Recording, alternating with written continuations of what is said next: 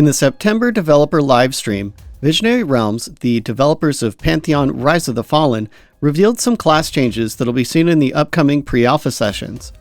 In this video, I'll be highlighting some of the changes they've made to the Rogue class, our favorite masters of stabbing, stealth, and subterfuge.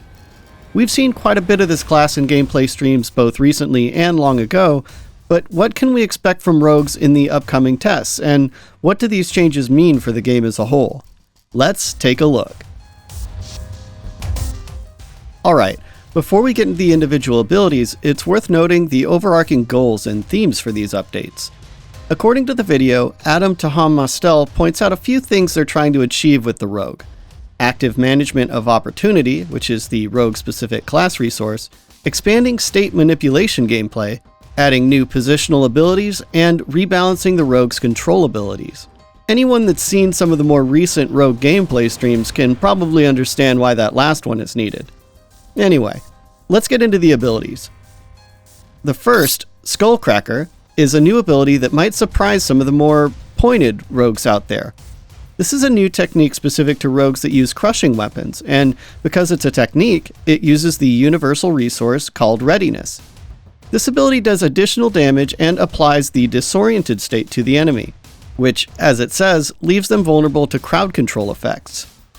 This will be particularly important for both the rogue's own crowd control abilities and those of their teammates, like the Enchanter, making it more reliable for them to mez a target that the rogue has set up for them.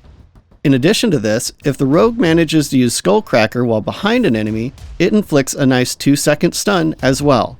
The image of a rogue sneaking in from behind an opponent to give them a solid whack on the back of the head to knock them out comes to mind. One last thing to note about this ability, and some going forward, is the attribute bonuses. Skullcracker gets a bonus of 10% from strength and 5% from intelligence, though it's unclear if this applies to damage or some other aspect of the ability. Next up is Flashbomb, a mostly straightforward ability that stuns foes in a 3-meter area of effect and puts the rogue into stealth.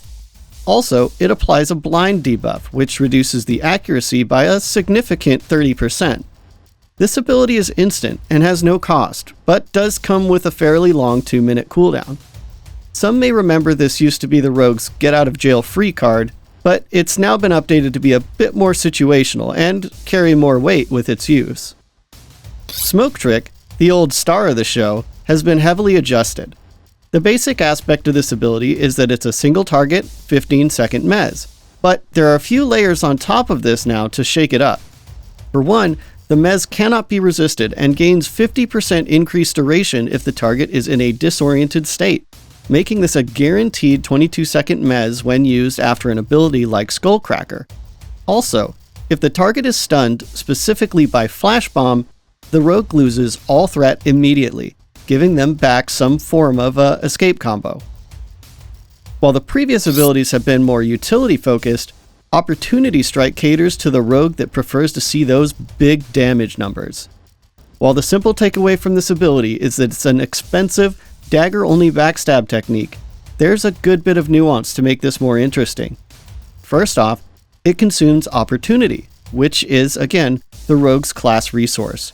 Last we saw, the rogue could have up to 4 Opportunity, so this ability multiplying by each point consumed, you could imagine how hard this attack could hit, though it does carry a hefty cooldown of 45 seconds.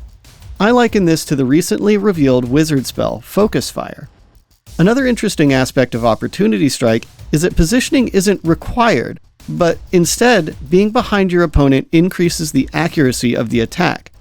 I'm sure most rogues will still assume the position they're used to, but it does give the option to gamble a bit more on a possible miss if there's some reason they can't. Lastly, you'll note that this ability receives large bonuses of 20% from both agility and dexterity, indicating that this is a heavily scaling ability, one that could stay on the bar for a very long time before becoming obsolete. The last ability we'll be looking at today is the simplest, Opportunism. This 12-second cooldown grants a portion of readiness by expending a single opportunity point.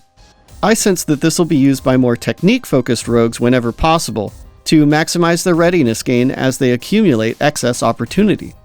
While this ability is simple, I believe it showcases some important concepts, choice and balance. For those that strive for utmost efficiency, you'll likely be trying to juggle your opportunity and readiness to make sure they're not wasted, and occasionally letting them build up for use on expensive abilities like Opportunity Strike. And that wraps up the new rogue abilities.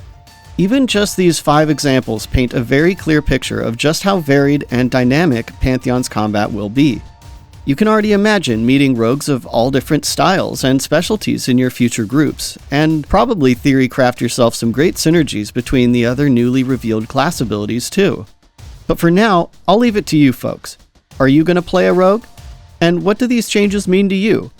Can you think of any great combos between the rogue and some other new abilities?